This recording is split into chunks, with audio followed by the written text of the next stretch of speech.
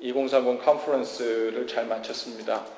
종합해 보니까요, 미국 전역에서 26개 주, 98개 교회에서 무려 한 450여 명 되시는 학생, 청년들이 함께 모여서 3박 4일 동안 예배하고 배우고 교제하고 기도하는 시간을 가졌습니다.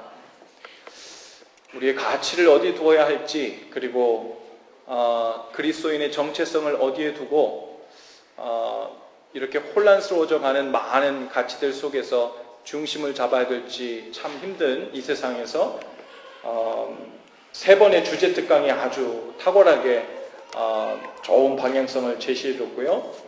또 특별히 저녁 집회에 말씀을 전해주신 노진준 목사님의 메시지가 시간 은혜가 많이 되었습니다. 혼자 듣고 있기가 아까워서 마음 같아서는 설교 영상으로 녹화를 해서 오늘 주일 설교 대신 틀어주면 어떨까 못 오신 분들을 위해서 그런 생각이 들었어요. 그래서 제가 아마 토요일에 마치고 내가 설교할 시간도 준비할 시간도 별로 없을 것 같은데 그게 좋지 않을까 그런 생각이 들었는데 아쉽게도 그러진 못했고요. 특별히 그 노진준 목사님이 그 말씀을 전하실 때 첫 번째 시간에 소아마비를 앓으셨던 그 간증 부분을 함께 이야기해 주시면서 그것이 아주 인상 깊고 또 좋아서 그 말씀을 제가 좀 요약해서 좀 이렇게 나눠주면 좋겠다 생각했어요. 근데 그거 요약을 해보려고 들은 것을 상기해 보니까 잘 안 떠올라요. 스토리가. 그냥 중요한 것만 떠오르고 중간중간 디테일했던 그 내용들이 확실치가 않아서 이를 어찌해야 되나 그랬어요.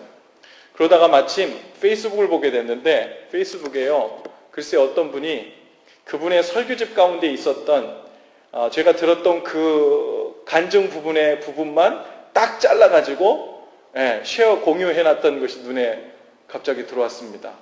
찾아보지도 않았는데 그냥 딱 켰는데 그게 딱 들어왔어요. 그래서 성령께서 이 부분들을 함께 좀 나누라고 저에게 허락해 주신구나 라는 생각을 갖게 됐어요. 그래서 제가 그 부분을 여러분과 함께 좀 나누려고 가지고 나왔습니다. 그 노 목사님의 설교집 회복하라 라는 그 설교집 가운데 있는 부분인데요. 들으신 분들 중에서는 아마 조금 더 디테일하게 설명이 되어 있고요. 못 들으신 분들 중에서는 아주 도움이 많이 되리라 믿습니다. 오늘 말씀 제목 내 은혜가 내게 족하다, 그리고 오늘 말씀 본문 이것과 연관되어서 함께 이야기되는 부분입니다. 한번 읽어드리죠. 저는 생후 8개월부터 소아마비 장애를 가지고 살았습니다. 고등학교 2학년 때 목사가 되겠다고 헌신하면서 다리를 고쳐달라고 기도했습니다. 저는 그 기도를 거의 하루도 빼놓지 않고 4년 동안 했습니다. 저는 제가 헌신하는 마음으로 기도했으니까, 그리고 개인의 욕심을 위해서가 아니라 하나님의 일을 잘해보겠다고 구한 것이니까 하나님이 반드시 들어주셔야 한다고 믿었습니다. 그렇게 기도하던 중 대학교 2학년 때 저는 새로운 깨달음을 얻어 그 기도를 멈추었습니다. 4년의 기도가 응답된 것입니다.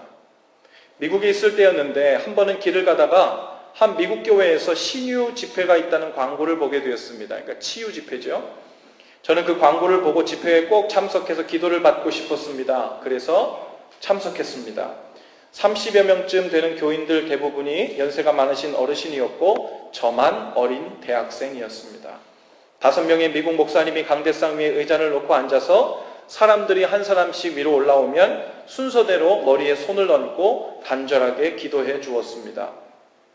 제 차례가 되어 강대상에 올라갔을 때 저를 위해 기도해 주신 목사님은 한 5분 정도를 땀을 흘리면서 간절하게 기도하셨습니다. 조용하지만 진실한 마음으로, 그리고 정말 사랑하는 마음으로 저를 위해서 간절하게 기도하셨기에 마음에 큰 감동이 있었습니다. 그렇게 안수기도를 마친 후 목사님 한 분이 설교를 하셨는데, 그리고 그날 그 목사님의 설교가 제 마음을 뒤집어 놓았습니다. 저는 제 마음속에 여전히 큰 상처가 있다는 것을 새삼 느낄 수 있었습니다. 사실 목사님의 설교 내용은 그다지 새로운 것도 충격적인 것도 아니었습니다. 믿음으로 기도하면 무슨 병이든지 다 낫는다는 내용이었습니다. 그런데 그 말을 듣는 순간 저는 갑자기 화가 나고 서러워지기 시작했습니다. 지난 4년 동안 거의 하루도 빼놓지 않고 고쳐달라고 기도했는데 하나님의 그 기도를 응답하지 않으셨던 이유가 바로 저에게 믿음이 없어서였다는 말로 들렸기 때문입니다. 그렇다면 하나님이 원하시는 믿음이란 어떤 것일까? 믿음이 없다는 말은 무슨 말일까? 물론 제가 믿음이 좋다고 생각해 본 적은 없지만 믿음으로 기도하면 무슨 병이든지 다 낫는다는 말이 제게는 엄청난 분노를 일으켰습니다. 예배를 마친 후 저는 그 목사님을 찾아갔습니다. 그리고 물었습니다. 믿음으로 기도하면 무슨 병이든지 다 낫는다고 하셨는데 정말 그렇습니까? 그러자 그 목사님은 믿음으로 기도하면 무슨 병이든지 다 낫는다고 하셨습니다. 저는 그때 바울의 이야기를 하고 싶었습니다. 바울도 몸에 육체의 가시가 있어서, 육체의 가시란 어떤 질병을 이야기합니다. 학자들에 의하면 눈병이라고도 하고요, 간질병이라고도 이야기가 되어지죠. 바울도 몸에 육체의 가시가 있어서 그 가시를 거두어 달라고 기도했지만 하나님이 고쳐주시지 않았잖아요. 바울에게 믿음이 없어서는 아니지 않습니까? 라고 말했습니다. 그런데 그때 목사님이 먼저 바울 이야기를 꺼내시면서, 그렇게 물어보려고 했는데 먼저 목사님이 바울 이야기를 꺼내시면서 그렇게 말씀하셨다는 거예요. 바울에게 육체의 가시가 있었지 그 육체의 가시를 거두어 달라고 3번 간절하게 기도했단다. 그렇게 간절하게 기도한 후에 바울의 병이 나았을까?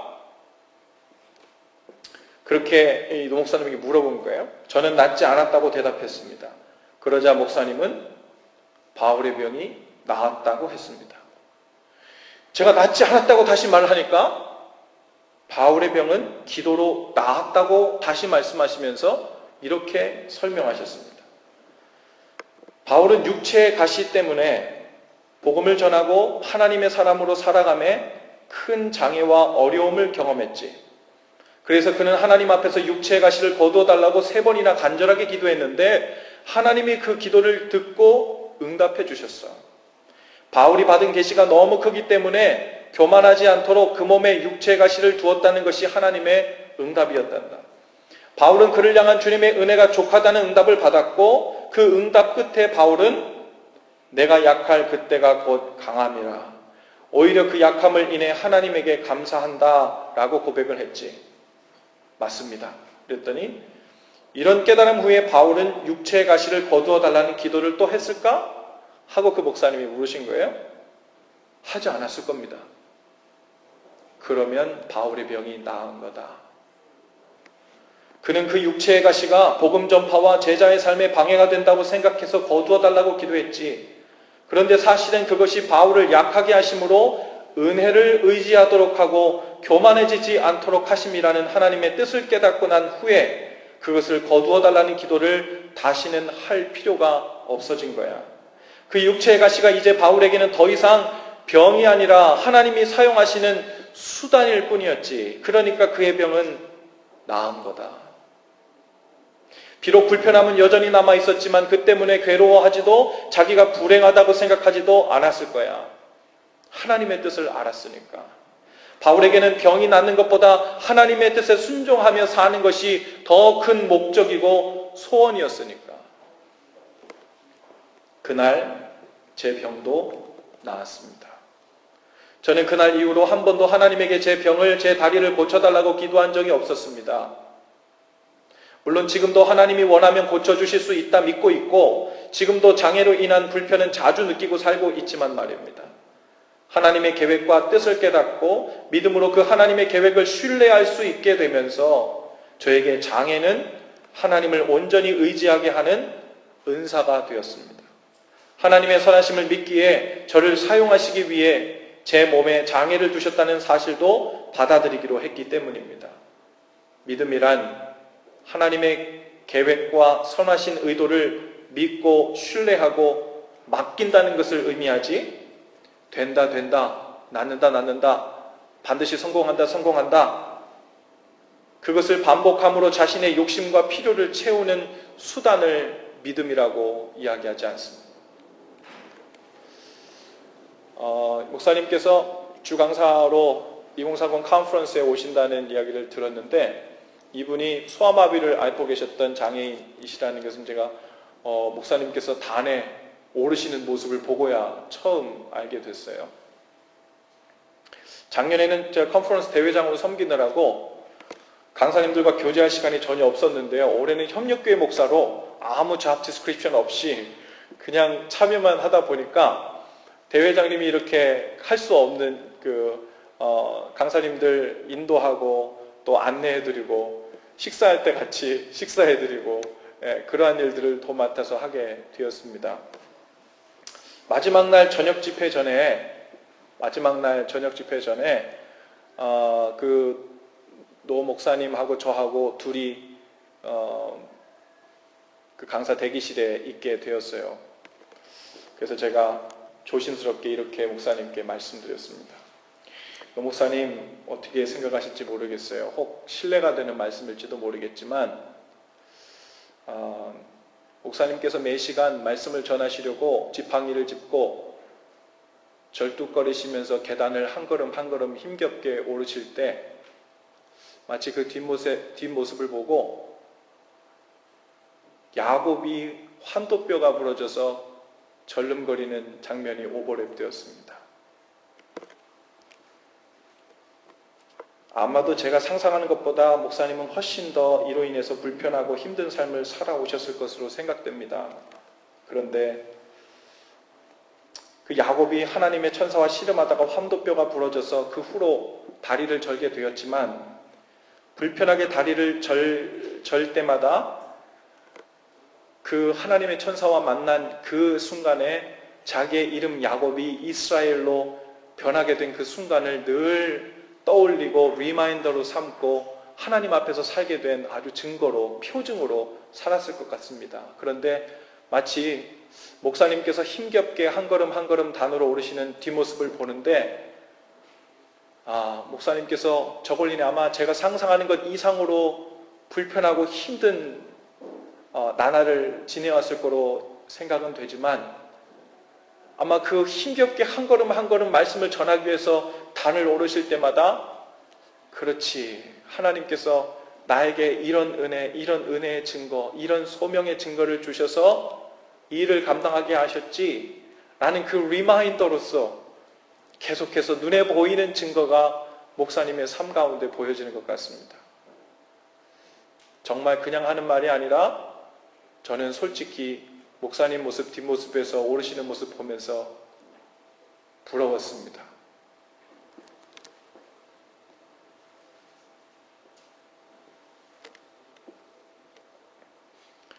그 목사님께서 빙그레 웃으시면서 이렇게 말씀하시더라고요. 목사님 분명한 한 가지 사실은 장애는 복이 아니라는 거예요. 복으로 처음부터 주어진 건 아니라는 거죠. 그러나 장애를 수치거리와 불평거리로 남겨두는 것도 주님의 뜻이 아니라는 거예요.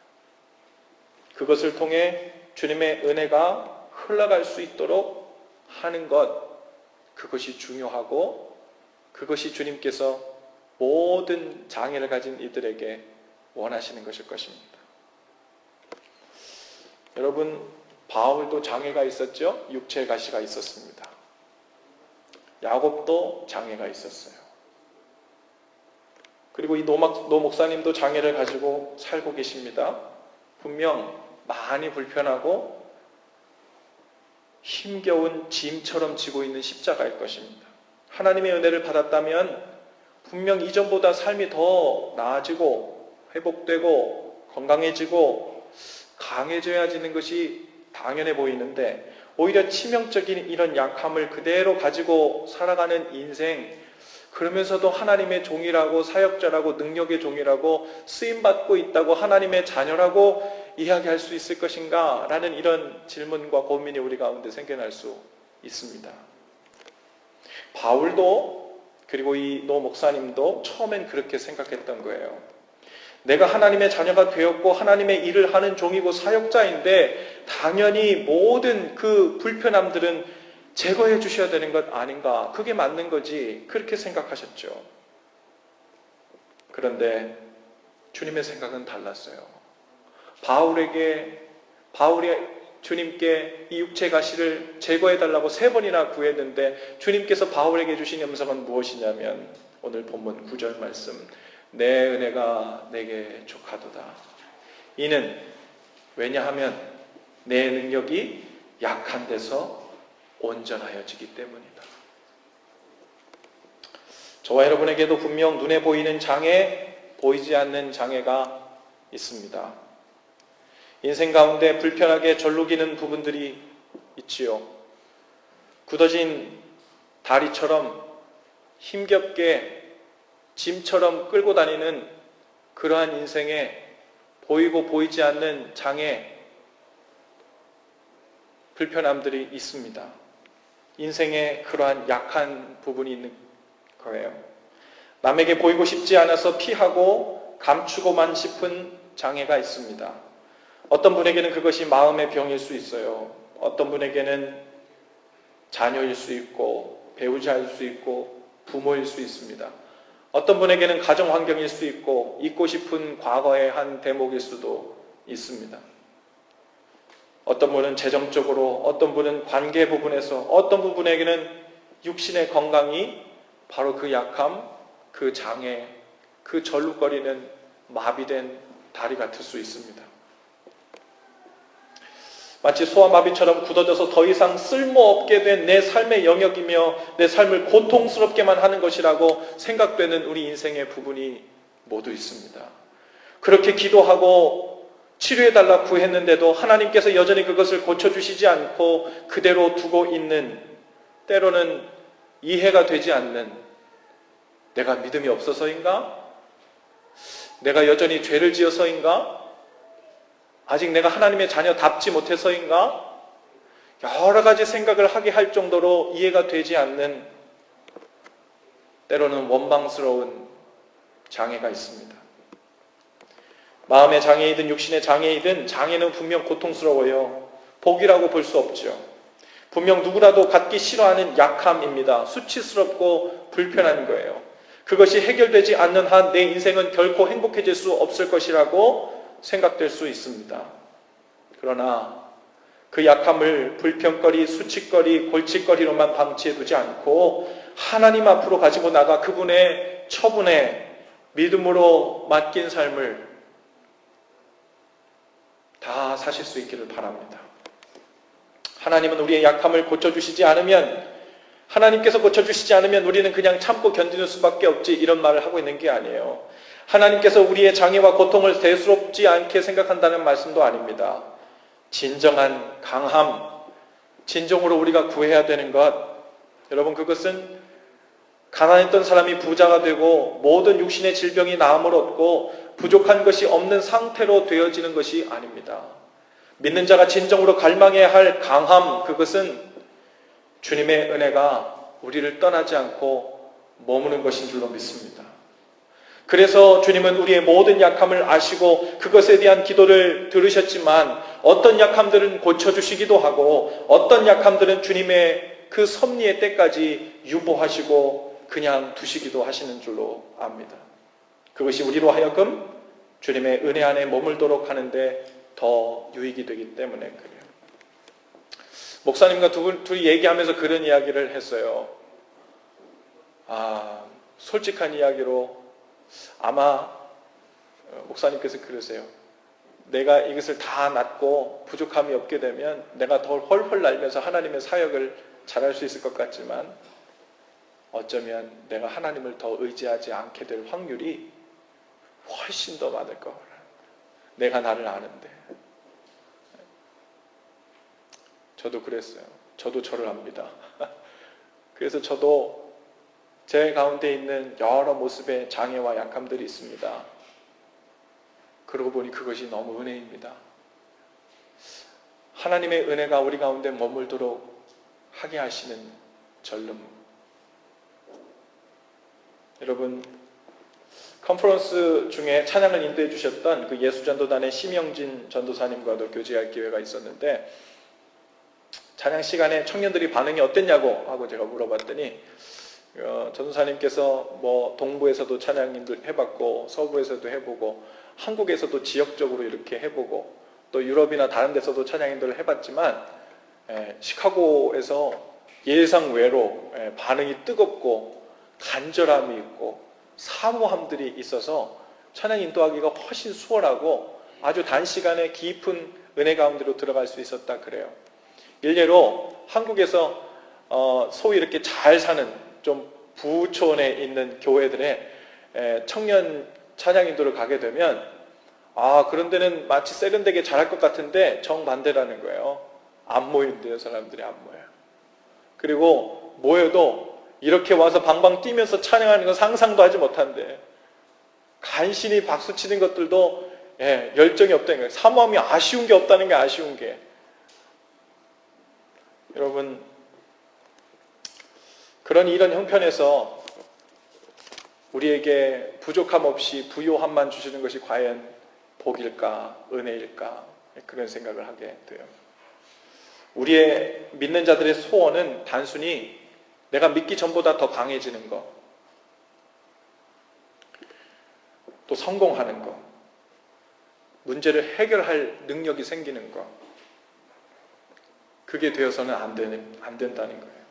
모든 것이 풍족하여 부족할 것이 없는 상태, 모든 소원이 다 이루어져 더 이상 바랄 것이 없는 상태, 모든 약함이 모두 해결되고 치유된 상태, 그것이 우리 신앙생활의 목적이 아니라는 거예요. 오직 우리가 간절히 바라야 할 것은 그 한 가지 복의 조건은 주님께서 우리 속에서 강해지시는 것입니다. 할렐루야. 주님의 은혜가 우리 속에 계속해서 머무시도록 하는 것, 할렐루야. 그것이 우리가 가장 원하는 소원 중에 소원입니다. 그것이 우리 가운데, 그 보물이 우리 가운데 더 머무를 수 있다면, 주님의 은혜가 우리 가정에, 우리 교회에, 내 삶 가운데 더 오래 깊게 머무를 수 있다면, 절름발이가 문제가 아니라 더 큰 장애가 내 삶 가운데 온다 하더라도 감사와 기쁨으로 반응할 수 있는, 그래서 내 소원이 아니라 주님의 소원, 주님께서 내 안에서 강해지시고 내 은혜가 내게 족하다라고 말씀하시는 그 음성을 감사함으로 받아들일 수 있는 우리 마음들이 다 되실 수 있기를 바랍니다. 만일 주님께서 내 안에서 더욱 강해지시고 주님의 은혜가 내 안에 머무시도록 할 수만 있다면 어떤 약함도 감사함으로 견디고 받겠다는 결단이 있게 되기를 바랍니다.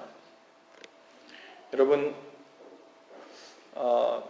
중간에 주제 세미나를 할 때 김진수 장로님이라는 분께서 한번 세미나 강의를 해 주셨어요. 벌써 오래전에 미국에 유학을 오셔서 창업을 하시고 대단한 사회적 성공을 이루신 분이죠. 혼자 회사를 차렸다가 나중에는 500명이나 되는 직원들을 거느리고 나중에는 아주 그 기업인 상도 많이 받으셨죠. 나중에는 그 회사를 처분하시고 지금은 캐나다에 있는 그 원주민 사역, 그들을 주님께로 인도하는 그 비즈니스 그 미션을 함께 하고 계신데, 그 이분과도 우연히 만나게 됐어요. 원래 수요일 날 오후 3시부터 등록인데 수요일 날 오전 11시쯤 됐는데 이 장로님께서 일찍 오신 거예요.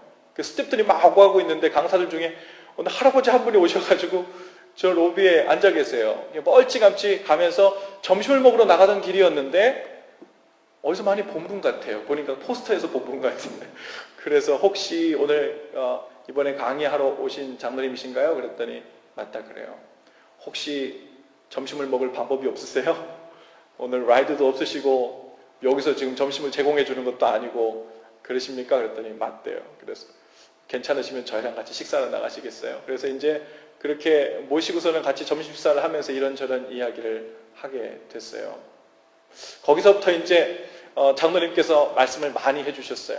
이야기하시면서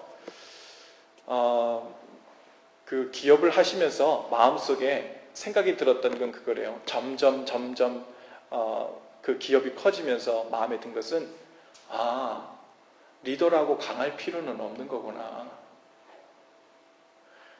그분이 우스갯소리로 제게 이런 말씀을 하세요. 자기는 그 기업을 운영하면서 한 번도 직원들에게 반말을 해본 적이 없고 한 번도 욕을 해본 적이 없고 한 번도 싫은 소리를 해본 적이 없는 것 같대. 약해도 되는 거구나, 리더가. 약해도 주님의 일을 감당할 수 있는 거구나. 그런 생각을 하게 되십니다. 나중에 이제 그 집회 시간에 간증을 하시면서 그런 말씀을 하세요. 그렇게 대단한 성공을 이루어서 가정 백그라운드도 아주 대단한 집안의 사람이었을 것 같은데 아주 시골 구석에서 태어나셨고 아주 투명하게 말씀을 하세요. 아버님은 알코올 중독으로 돌아가셨고 형님은 우울증으로 돌아가셨고 또 자기 누님은 초등학교밖에 못 나와서 늘 그 못 배운 것에 대한 한이 맺혀서 살고 있고 근데 어느 날 이 장로님께서 우연히 미션에 별로 이렇게 선교에 별로 관심도 별로 없었었는데 단기 선교를 한번 갔다가 원주민 들어간 거예요. 그곳을 갔다가 그들 가운데 있었던 이 세 가지의 약함을 보게 됐대요. 그들이 하나님께로 나오지 못하고 계속해서 소망 없이 무기력하게 죄 가운데 빠져 사는 모습의 세 가지 요소가 보였는데 하나는요. 그들 가운데 알코올 중독자 그렇게 많대요. 원주민들 가운데. 또 하나는 그들 가운데 무기력하게 살다 보니까 마음이 참으로 어려워서 마음의 질병에 걸린 사람이 아주 많다는 거예요. 또 하나는 학력이 다 별로 공부하고 싶은 것도 없으니까 그냥 지원받아 국가에서 나오는 거 그거 그냥 먹고 그러면서 마약에도 빠지고 알코올 중독에도 빠지고 그냥 그렇게 인생을 살다가 마감하는 사람들이 많기 때문에 그 못 배운 것에 대해서 그리고 마음의 질병에 관해서 그리고 알코올 중독에 관해서 이 세 가지가 이 원주민들에게 마치 아주 귀신처럼 딱 달라붙어가지고 이들을 꼼짝 못하게 하는 것이었구나. 여기서부터 이들을 어떻게 해방시켜 줄 수 있을까? 그런 생각을 했는데 그 장로님 생각에 마치 자기 집, 자기 가정 가운데 있었던 그 세 가지 문제가 그 약함, 그 수치스럽고 나누기 싫은 그것이 자기에게 있었던, 자기 가정에 있었던, 회복하고 싶었던 바로 그 모습을 하나님이 자기에게 보여주셨다는 거예요.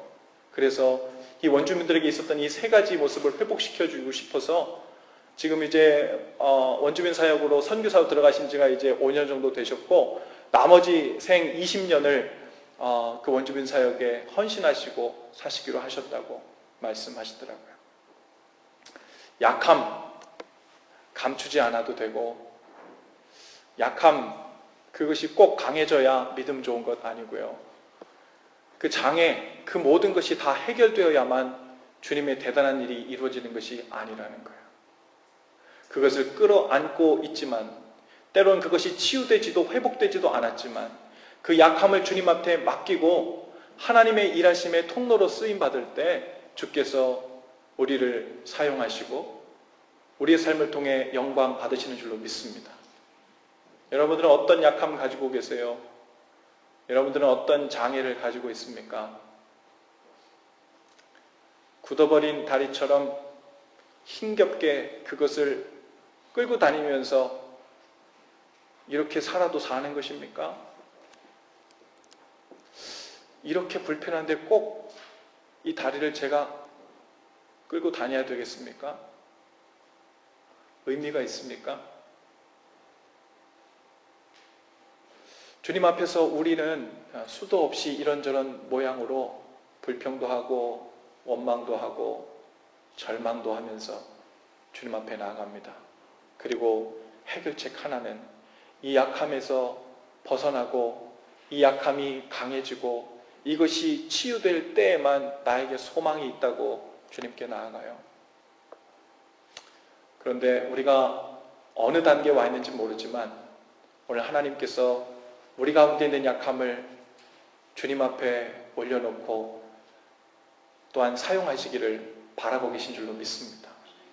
여러분 무엇보다 내가 이제 예수님 믿었으니까 내 가운데 있는 약함이 다 치유되는 것 그 사실을 보물로 가장 소중한 것으로 받아들이는 것이 아니고 주님께서 제 안에서 강하게 나타나시는 것 그리고 주님께서 제 약함 속에서 은혜로 충만히 거하시는 것, 그것을 보물로 삼으실 수 있기를 바랍니다. 우리 아까 이따 찬양을 함께 할 텐데요. 약할 때 강함 되시네 라는 찬양 속에 보면 주 안에 있는 보물을 나는 포기할 수 없네, 이런 가사가 나와요. 주님께서 우리 안에 머물게 하시는 그 은혜가 보물이지, 주님 그 은혜를 담을 만한 이 그릇이 보잘것없고 깨어지고 금이 가서 아이고 기분 상하고 자존심 상해 못 살겠습니다, 힘겨워서 이 보물 안 담을래요, 이러고 산다면 우리 뭔가 주객이 전도된 거잖아요. 그죠? 오늘 여러분에게 보물은 누구입니까? 잘 되는 것 아니고 주님께서 우리 안에서 사시는 거예요. 주님의 은혜가 우리 안에 머무는 거예요. 그것을 위해서 필요하다면 주님 무엇이든 사용하시옵소서. 언제든 주님께 제 약함을 내어놓고 십자가 같은 짐이라도 지고 주님을 따르겠습니다, 그런 고백이 우리 가운데 다 있을 수 있기를 바랍니다. 우리 옆뒤 자분들과 함께 인사하시면서 은혜가 강해지면 약함도 강함입니다. 한번 인사하십시다. 은혜가 강해지면 약함도 강함입니다.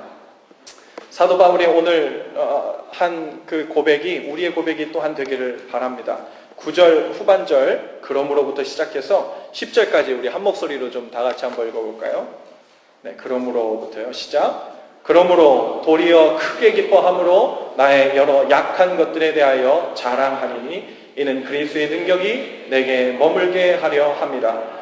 그러므로 내가 그리스도를 위하여 약한 것들과 능욕과 궁핍과 박해와 곤고를 기뻐하노니 이는 내가 약한 그때의 강함이라.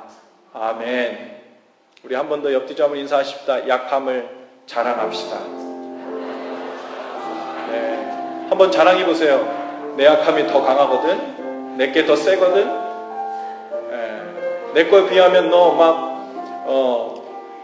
울음이 터져 나올걸. 내 사정 듣고 나면 모두 자리에서 다 일어나십시다. 얼마나 고통스럽고 충격적인 약함을 갖고 있느냐가 문제가 아니라 주님께서 우리를 붙드시는 은혜의 통로로 쓰임받고 있는 약함인가 그렇지 못한가, 이것이 중요합니다. 그러면 그 약함도 강함이 됩니다. 오늘 헌신 기도를 함께 하시죠. 우리 설교노트 아랫부분에 있습니다. 스크린에도 있지요. 우리 다 같이 한 목소리로 함께 읽으면서 우리 헌신을 기도로 주님께 올려드립니다. 귀하신 주님, 저의 간절한 소원은 강해지는 것도 성공하는 것도 아닙니다. 오직 주님께서 제 안에서 강해지셔서 저의 깨어진 삶을 인도해 주시는 것입니다. 주님의 은혜가 제 삶에 계속해서 머무는 것입니다. 그것을 위해 제게 필요한 약함이 있다면 감당할 수 있는 힘을 주시고 그것을 통해 주님께 더욱 가까이 나아가게 하옵소서. 주님으로 인하여 내 삶의 약함을 도리어 강함으로 고백할 수 있는 믿음을 주시옵소서. 예수님의 이름으로 기도합니다. 아멘. 우리 함께 찬송하며 나아가십시다.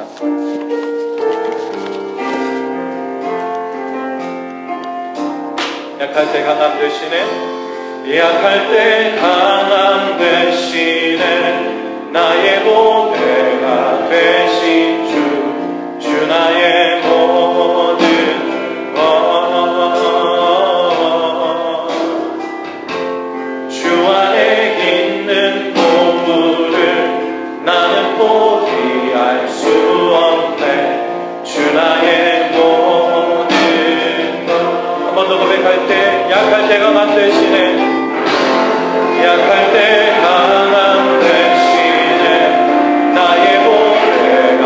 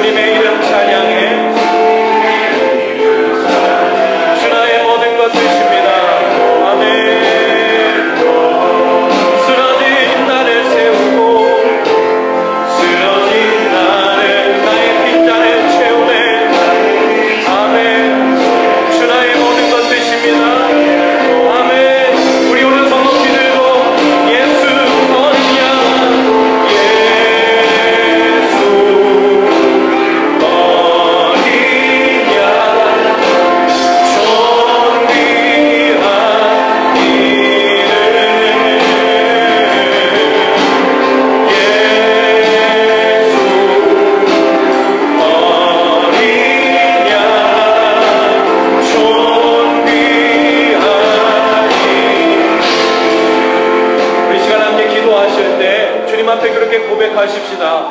주님, 제가 하나님의 자녀된 증거, 그리고 믿음 있는 증거를 강해지는 것, 회복되는 것, 나음을 얻는 것, 하나님 그 속에서만 찾으려 했음을 고백합니다.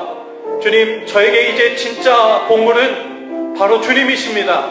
주님께서 제 속에서 강해지시는 것이 포기할 수 없는 보물입니다. 주님의 은혜가 제 안에 머물러 있는 것, 다른 어떤 것을 다 포기해서라도 반드시 가져야 할 보물입니다. 주님, 이제 저의 진정한 보물이 되어 주시옵소서. 하나님, 쓰러진 곳에서 우리를 다시 세워주셔서 주님으로 만족하고